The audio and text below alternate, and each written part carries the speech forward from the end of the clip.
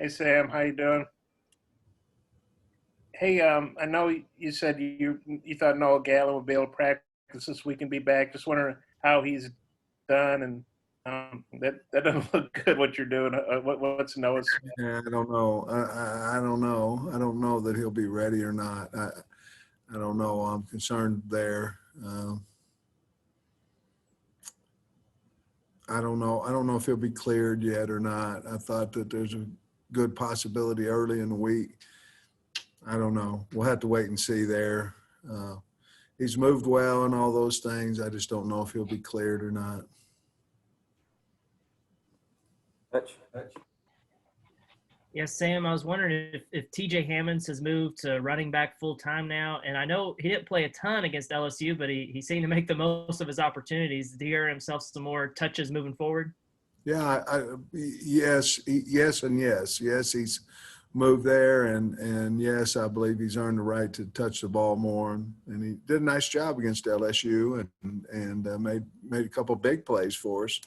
And he's had a really good week, and it's been a physical week here, but he's had a really good week, and certainly, yeah, to answer your question, yes and yes.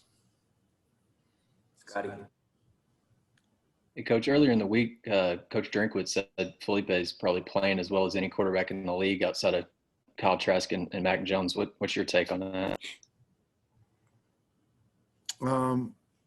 I think he's playing really well. Obviously, it's the SEC. There's some great quarterbacks in our league, but we're certainly glad that we have Felipe, and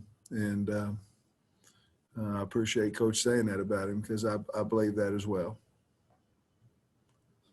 Tom.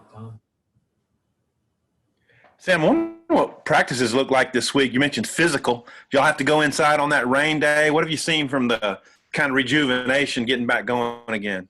Well, we went as a normal week, and so Mondays are shells of pretty physical days on Monday. Tuesdays are full pads. Wednesday full pads.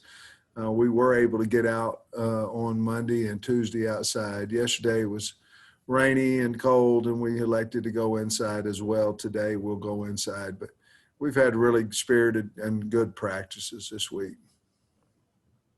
Ray Biddy. Coach, Traylon Burks has had he's averaged less than 6 touches per game these last 3 games. I'm sure teams are doing stuff to try to take him away and stuff. Is that a guy that you, I guess, just kind of force the issue with, just even though they're trying to take it away?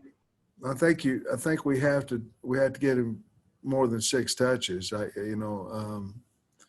And a lot of times you have to force that. A lot of times the way you force that, I don't think necessarily in the passing game. You can throw some screens to him and things of that nature, but give him the ball on some motions and give him some ball out of the backfield and things of that nature to just get the ball in his hands. He's dynamic, he's big, he's fast, and we need to get the ball 10, 12, 15 times a game if we can to him. I don't know if we'll ever get that many, but I'd like to see him have it in his hands that many times.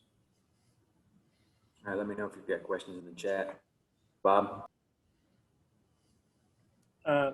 Sam, as this week has gone on, have you seen any different emotions from Barry and Brad and Sam because, they're going back to Columbia, or is it, like you're playing anybody else? I'm sure they have their own motivation and things of that nature, but no, haven't seen anything different out of them. Certainly have worked hard and prepared well and all those things, but haven't really seen anything different, no, to answer your question. And but Barry's 4-0 in this series, and now he's on your side, as Chuck Barrett always says on these commercials. Do you feel like that's kind of an ace in the hole for you? Well, if he can keep his streak going, it would be. I don't know. I'm glad he's our defensive coordinator. I can tell you that. Hutch. Sam, I think you mentioned earlier in the week that you're getting Dominique Johnson back. Is he getting close to maybe helping y'all on offense? And when a young guy like that misses a couple of weeks, does it kind of set back his progression at all? Not so much on him. He did a nice job when he was in quarantine. He did a nice job of of staying in shape, and he's looked good this week. You know, the guy's coming on a little bit is Hammons. You know, he's doing a good job, and then Dominique's probably 3 right now, but has had a good week, and he's in shape, so we won't have any problem giving him the football. Tom? I was wondering what you see as the most important parts of this game that you guys got to win. And then second, are your COVID numbers about like you expected them to be, getting most everybody back? Well, we have to win both lines of scrimmage, you know, and that's a tall task because they're very good on both sides of the ball. But to me, that's where this game's going to come down to, because if we don't, coach will just turn around and hand the ball off like he did against Kentucky and control the clock for 40 minutes, you know, and we understand that. So we have to be good on both sides of football. We have to be able to run the football. And I'm not saying we have to run it for 200 yards, but we have to be able to run when we want to run. And they're very, very talented. And, of course, you know how I feel about Bolton. But, I think they're playing as good as anybody. You know, they're playing to their potential as good as anybody in the league. And that's credit to their coaching staff. And then the COVID number part? Oh, COVID. Yeah, COVID's been kind to us this week. So we have one more test.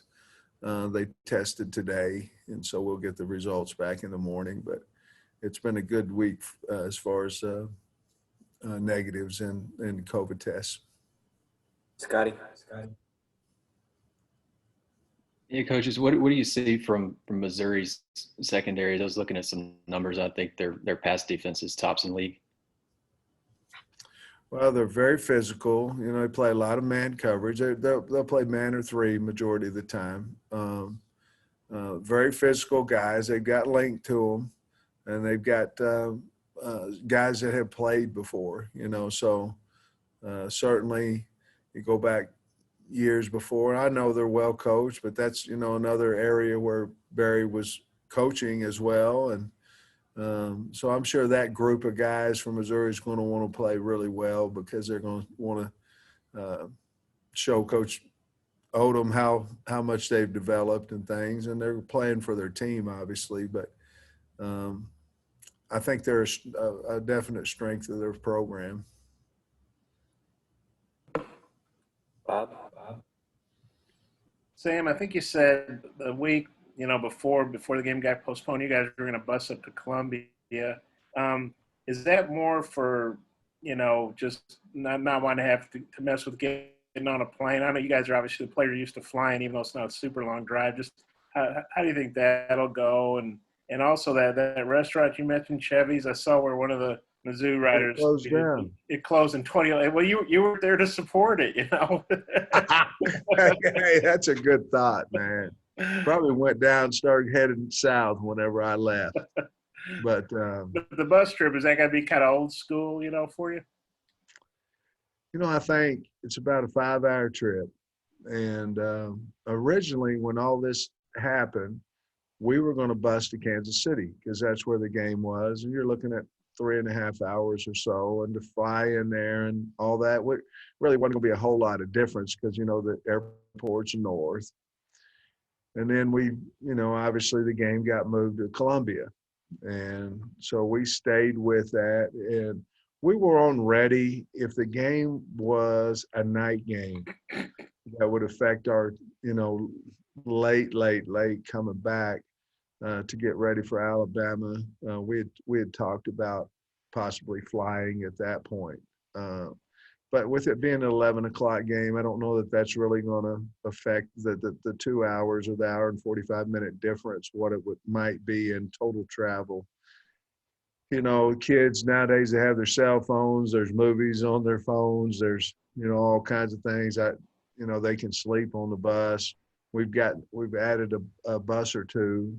The original reason for it was so I didn't want to get anybody quarantined, and we can get enough buses and put enough guys who's had COVID in between guys that haven't, that we can be very, very safe, knowing that if somebody tests positive on Sunday, that we don't have to quarantine folks because they wouldn't have been within the 6-foot radius of their teammate. Yeah, you can still order pizza from Shakespeare's.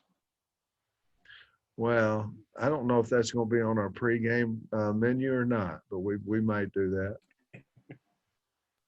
Tom, did you have one more? No, Tom, Bob just killed Tom's question. I'm good. Appreciate it. All right, that'll wrap us up. Thanks, Coach. All right, guys, go Hogs.